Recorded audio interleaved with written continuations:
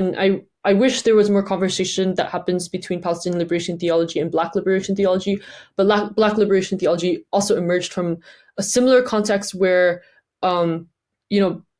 African Americans who, in this context, where this is during slavery, where they inherited a lot of the Christianity that came from white slave owners, and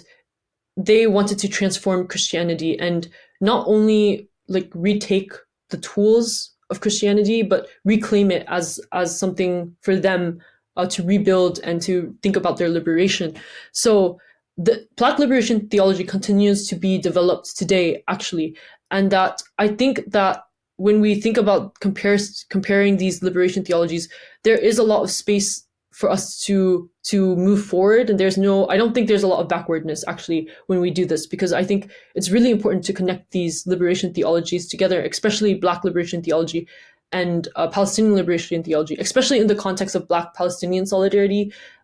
There's been recent conversations happening about how Black Palestinian solidarity, for example, has been disrupted due to Christian Zionism and due to Hezbollah techniques that have actually weaponized Black churches in America to